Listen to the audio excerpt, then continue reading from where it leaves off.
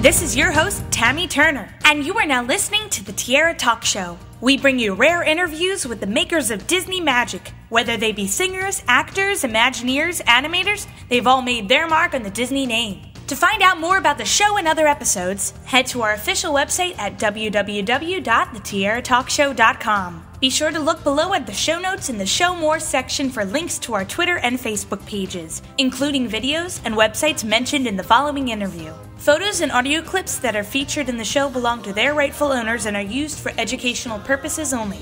All guest opinions are theirs and theirs alone and do not represent the opinions of the Tiara Talk Show or the host. The Tiara Talk Show is not associated with the Disney Company. Thanks again for tuning in to this week's episode, and from all of us here at the Tiara Talk Show, have a hoop-de-doo day.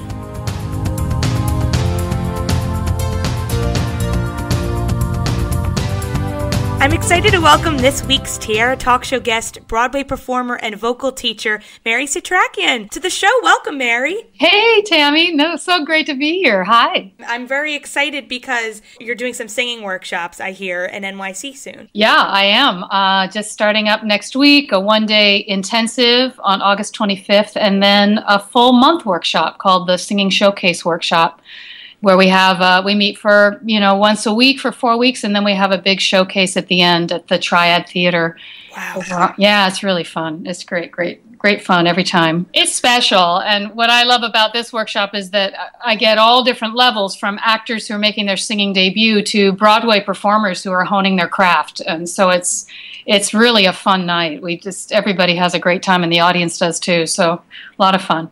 Can you talk a little bit about your first stage experiences performing in musicals? Yeah, well, let's see. I went through school. I went to Stanford University and did all sorts of music there. I was really kind of doing Broadway shows on the side, at the school, and then also studying classically, and went off to get a master's in voice at the New England Conservatory. So my life kind of changed when right after conservatory, I knew that Broadway was kind of, and musicals were really my love. So I did a summer stock theater in Waterville, Maine, and had a blast. So I moved to New York that fall and just, went from there and was doing light opera of Manhattan, which was some Gilbert and Sullivan and light opera.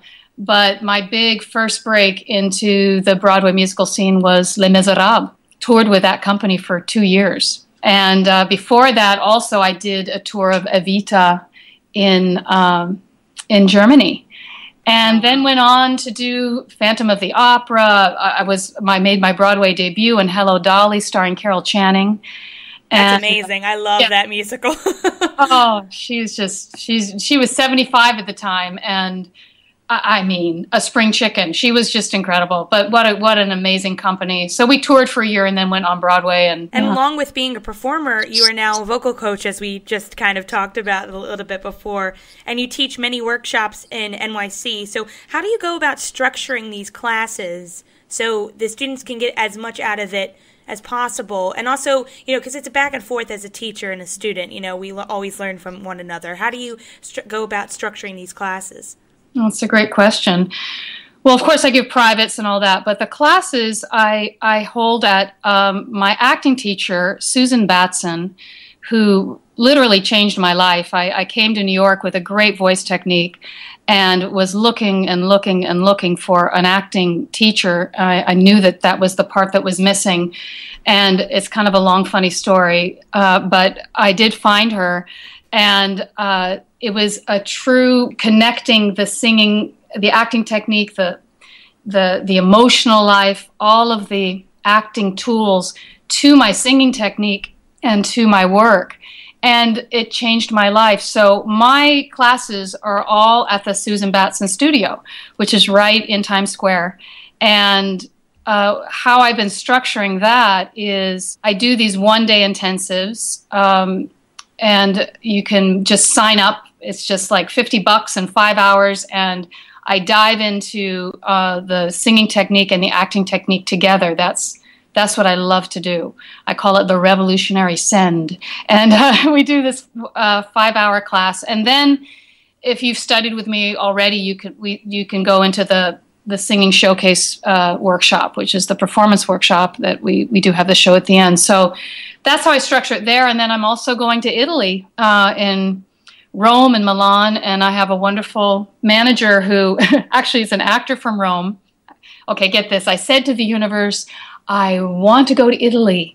And 8 months later, an actor from Rome found me on my website and he was actually looking for Susan Batson as well, but he wanted to work with me as his voice teacher.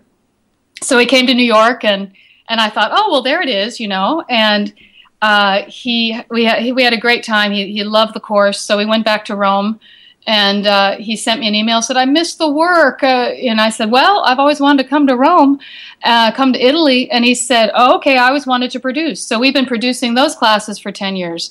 So it's just been an amazing, amazing path, nothing I ever expected. And I love your Disney connection, since you have worked with many leads of many Disney Broadway and touring productions like Tarzan, The Lion King, and Aida. So how did this specific job come about? It's a great, I love this question, because how it came about was the conductor of Aida, Elton John's Aida, on Broadway. The associate was Bob Gustafson, and he was my conductor on Les Miserables for those 2 years that I toured. It turns out that there was a young woman in the chorus who was a swing, and she was swinging for the leading role Amneris as well. And she went on as Amneris. She was supposed to go on for a week, but she was having difficulty sustaining, that 8-show-a-week thing. So because she was just like this amazing, talented woman, but she had never taken a voice lesson in her life. So Bob told the producers, hey, you got to call Mary. And I worked with her. I swear it took 2 voice lessons, and she was stunning. So they gave her the Amneris on the first national tour, California.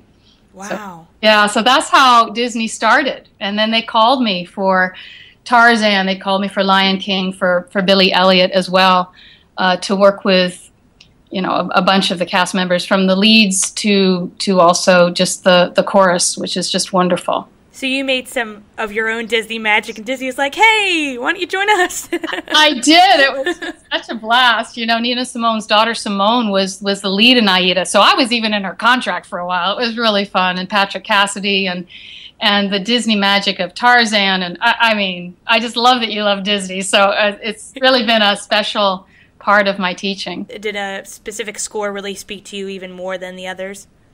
I think Aida did. I just, every night I got to sit there and watch, and different cast members, through the years, because I was really kind of on board for a couple of those years.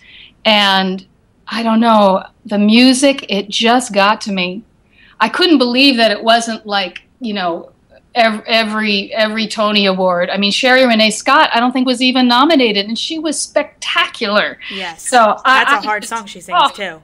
Oh, she's she could do everything, and what a comedian and an actress, and just pipes of death. Just gorgeous. So that was the score that really did it for me. But you can't lose with The Lion King, and you can't lose with Billy Elliot either. And even Tarzan, I just had a blast with that. I got to teach one of the little boys, and Josh Strickland as well. Wow. So it was a lot of fun. Well, you can say that Disney really tries not to go wrong with music, and basically they never go wrong with music, because they always get the perfect composers like Phil Collins and Elton John, just amazing music to listen to. And the fact that you got to listen to it every night, that's cool. It was really cool. And of course they make it visually spectacular as well. Lion King, that you can't ever beat that. Exciting. And you've also worked with Nicole Kidman from Moulin Rouge, Kate Winslet, Mandy Moore, Mary J. Blige. So what is it like working with these actors and actresses who might have not been classically or trained at all, or had a vocal coach before? It was heaven on a stick. It was so wonderful. I think the thing that's so great is you've got these actors who are just supremely talented. I was a fan of each and every one. And they're trying to do something new. They're not, as you said, a trained singer. But my technique, because of Susan Batson, is really connecting the acting work with the voice technique. So it's really fun to have somebody, you know, who's a trained classical singer and bring in the emotional life, but to also start with somebody like Nicole Kidman or Kate Winslet, and that they're already this extremely talented and gifted and have been working their butts off for a long time to really be able to sink in and get to, you know, the breathing technique, which is also, of course, great for an actor, and the support and the resonance. It's just fun to see the magic before you. And then as they connect the emotional life, which actually helps the voice technique, and the voice technique actually helps the emotional life. It's really just so gratifying to see magic happening in front of you, you know, with somebody who, you know, I've admired for so long, and actually they're there for me to help them. It's kind of surreal on one hand, you know, and on the other, just a big, big gift. It's just been amazing. And you work with Nicole Kidman on Moulin Rouge, and that's one of my favorite movie musicals to date right now, and I love it. And I just wanted to know, where in the world did you come in during that production? Was it early on, or was it halfway through? Because I know sometimes they'll record something really quick in the beginning and then film it and then re-record it at the very end.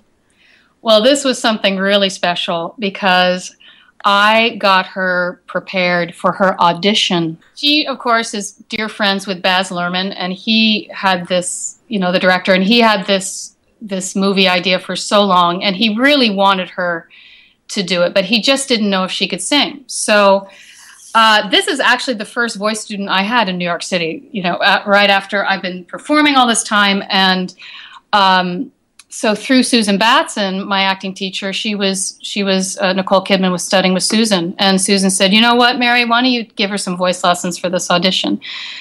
So the real fun part was that she was staying at, you know, Sting's house on the West Side. So she and Tom Cruise and their two kids. So I'd go over to, you know, sit behind Sting's piano and be there with Nicole Kidman and there with the kids. And actually I taught the kids voice lessons too later on. And then there was Tom. So it was kind of like, you know, oh my goodness, here we are.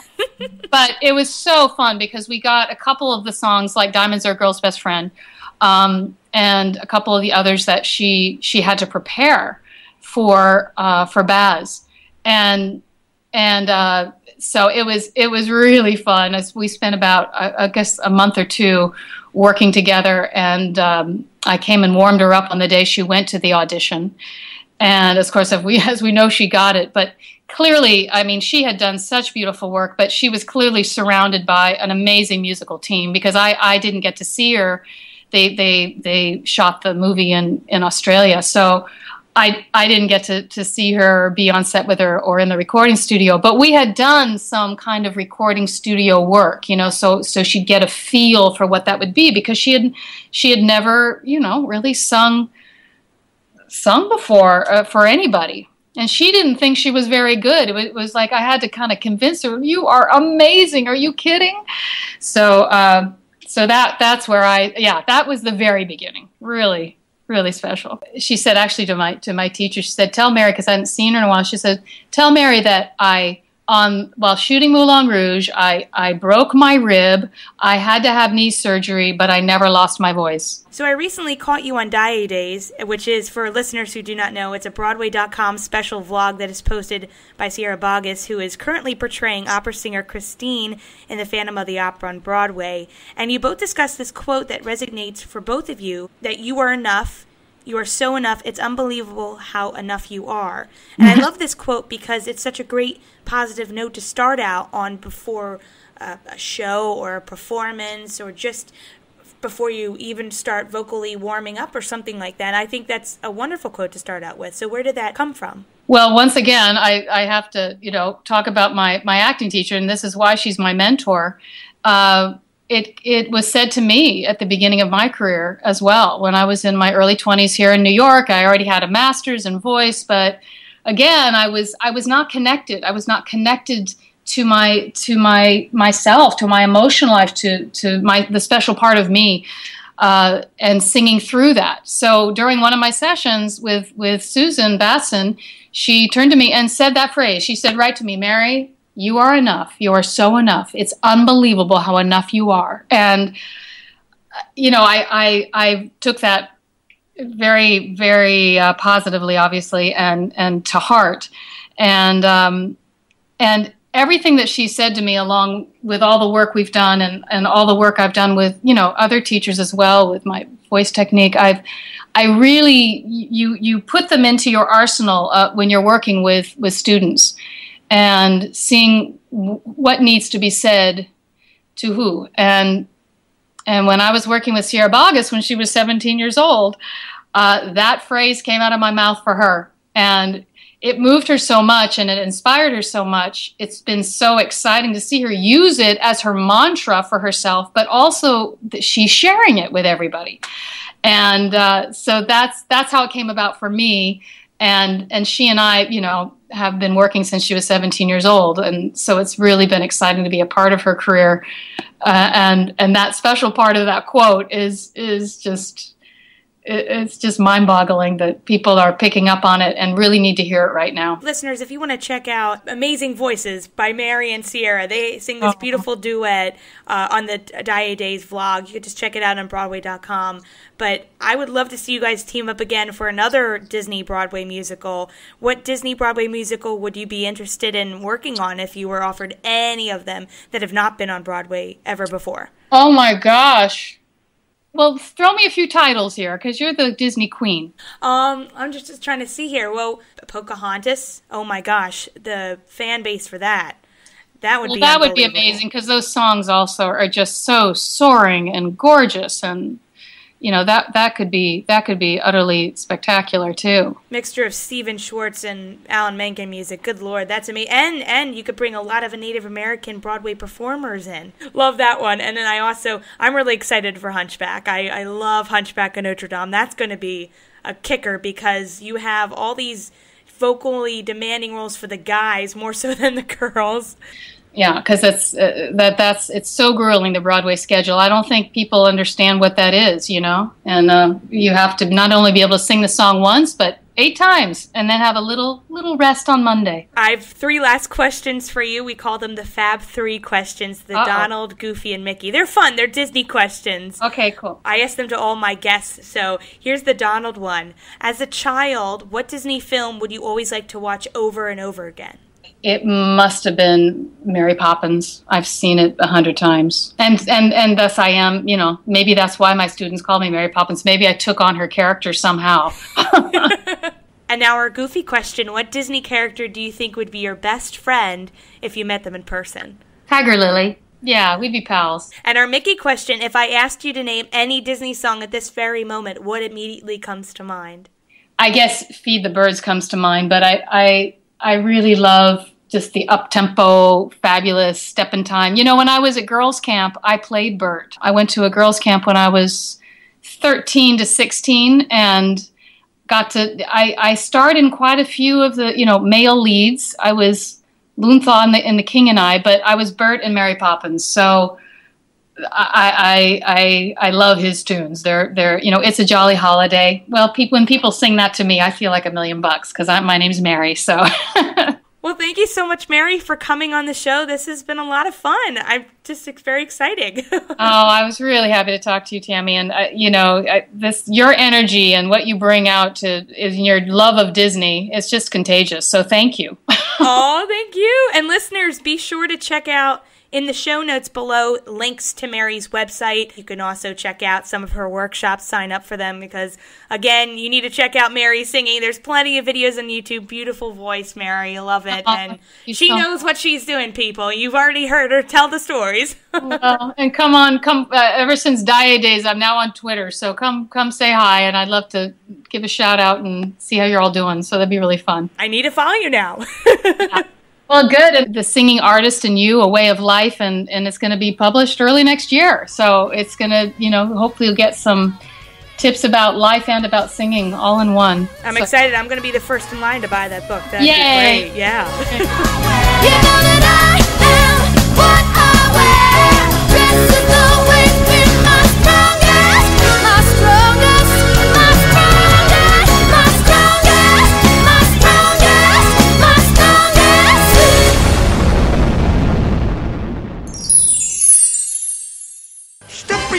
Stepping time, come on, mighty, stepping time.